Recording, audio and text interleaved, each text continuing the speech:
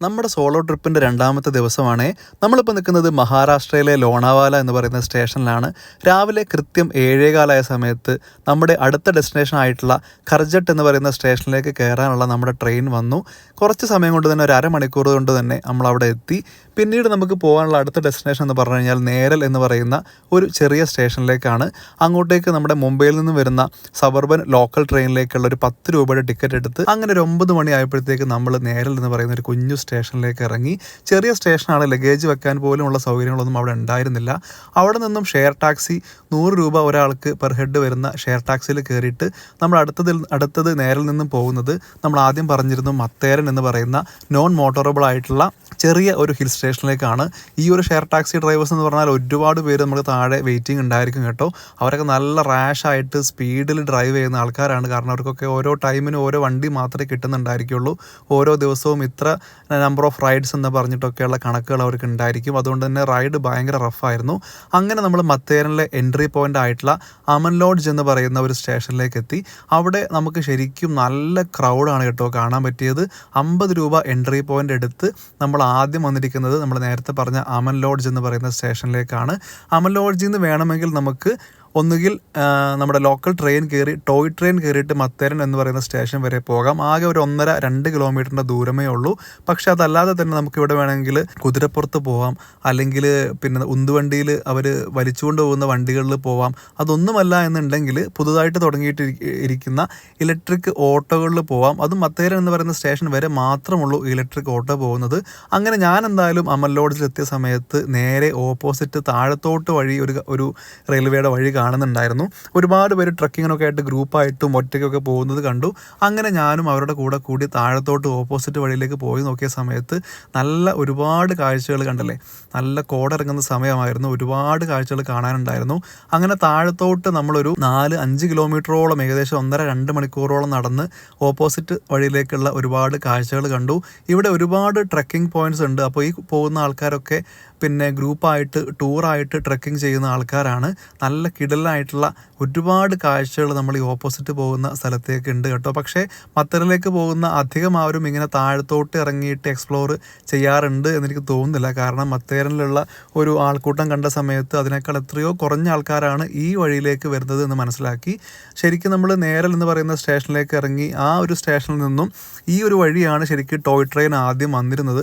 പക്ഷേ ഇപ്പം മൺസൂൺ കാലം ആയതുകൊണ്ട് 4-5 മാസത്തേക്ക് അവിടെ നിന്നുള്ള ടോയ് ട്രെയിൻ ഒന്നും ഇതിലൂടെ കടത്തി വിടുന്നില്ല എന്നാണ് പറഞ്ഞത്. ഈ ഗ്രൂപ്പൊക്കെ താഴത്തോട്ട് നമ്മൾ നേരത്തെ കണ്ട ഒരു ഗണപതി ക്ഷേത്രത്തിലേക്കൊക്കെ ട്രക്കിംഗ് പോകുന്ന ആൾക്കാരാണ്. ഞാനതായാലും ട്രക്കിംഗ് ഒന്നും താഴത്തേക്ക് പോകാൻ നോക്കിയില്ല. കാരണം നമ്മുടെ കയ്യിൽ അത്യാവശ്യം നല്ല വെയിറ്റ് ഉള്ള ഒരു ബാഗ് ഉണ്ടായിരുന്നു. ആ ബാഗ് വെക്കാനുള്ള ഒരു ലഗേജിൻ്റെ ഒരു ക്ലോക്ക് റൂമോ അങ്ങനത്തെ സംവിധാനങ്ങളൊന്നും ഇവിടെ ഉണ്ടായിരുന്നില്ല. അതുകൊണ്ട് ചെറിയൊരു ബുദ്ധിമുട്ടായിരുന്നു. വെയിറ്റ് പിടിച്ചെടുത്തിടത്തോടെ നടക്കുക എന്നുള്ളൊരു സീനായിരുന്നു. അങ്ങനെ അത്യാവശ്യം കാഴ്ചകളൊക്കെ കണ്ട് നമ്മൾ തിരിച്ച് ഓപ്പോസിറ്റ് മത്തേരനിലേക്കുള്ള വഴി കയറി കേട്ടോ. അപ്പോഴത്തേക്ക് ചെറിയ മഴ വന്നു തുടങ്ങി. നല്ല കോടയും വന്ന വഴികളൊക്കെ മുന്നോട്ട് കാണാൻ പറ്റാത്ത രീതിയിൽ അത്രത്തോളം കട്ടിയുള്ള മഞ്ഞുകൊണ്ട് മൂടി. ഇതാണ് നമ്മുടെ മത്തേരനിലേക്ക് പോകുന്ന അമൻ ലോഡ്ജിൽ നിന്ന് മത്തേരനിലേക്ക് പോകുന്ന ടോയ് ട്രെയിൻ കേട്ടോ. നമ്മൾ ഊട്ടിയിലൊക്കെ പോകുന്ന സമയത്ത് കണ്ടിട്ടുള്ള അതേ ഒരു വൈബിലുള്ള ടോയ് ട്രെയിനാണ്. അങ്ങനെ ഒരുപാട് നടന്ന് ഏകദേശം ഒരു അരമണിക്കൂറോളം വീണ്ടും അമൻ ലോഡ്ജിൽ നിന്ന് മുകളിലോട്ട് നടന്ന് 1.5 കിലോമീറ്റർ നടന്നതിന് ശേഷം നമ്മൾ മത്തേരൻ എന്ന് പറയുന്ന ആ ഒരു ചെറിയ ടൗണിലേക്ക് എത്തി. മത്തേരൻ എന്ന് പറയുന്ന ചെറിയ ടൗണിൽ മാത്രമേ നമുക്ക് നെറ്റ്വർക്കും ബാക്കിയുള്ള കടകളും ഹോട്ടലുകളും റെസ്റ്റോറൻറ്റും റിസോർട്ട്സും ഒക്കെ ഉള്ളൂ. ആ വരുന്ന വഴികളിൽ ഒന്നുമില്ല.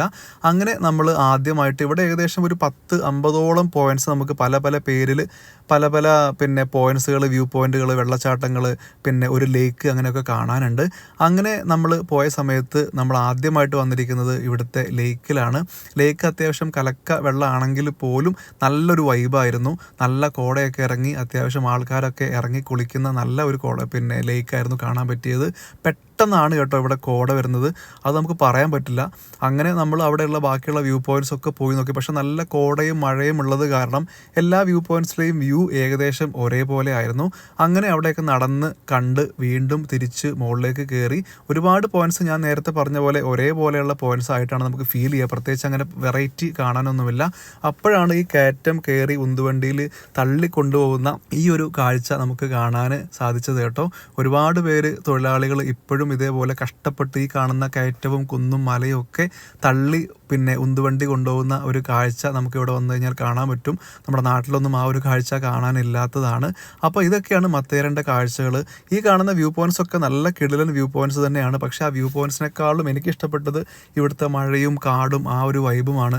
നമ്മൾ സിനിമകളിലും അല്ലെങ്കിൽ ചില അമർചിത്ര കഥകളിലൊക്കെ കണ്ടിട്ടുള്ള ആ ഒരു വൈബ് നമുക്ക് ഇവിടെ വന്നു കഴിഞ്ഞാൽ നമുക്ക് ആസ്വദിക്കാൻ പറ്റും.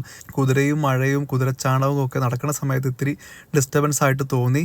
ഇവിടെ വന്ന സമയത്ത് നമുക്ക് ആകെ വെറൈറ്റി ആയിട്ട് കണ്ടൊരു സാധനം എന്ന് പറഞ്ഞാൽ കുട്ടികൾക്കുള്ള ഈ തെറ്റാലിയാണ്. ഇവിടെ ഒരുപാട് കുരങ്ങന്മാരുള്ളതുകൊണ്ട് കടക്കാർ കുരങ്ങന്മാർ ഓടിക്കാൻ വേണ്ടിയിട്ടാണ് അധികം ഈ തെറ്റാലി ഉപയോഗിക്കുന്നത്. വൈകുന്നേരം ഒരു 5 മണിയായപ്പോഴത്തേക്ക് നമ്മൾ തിരിച്ചിറങ്ങി. അപ്പോൾ ഇത്രയുമാണ് നമ്മുടെ മത്തേരൻ്റെ കാഴ്ചകൾ.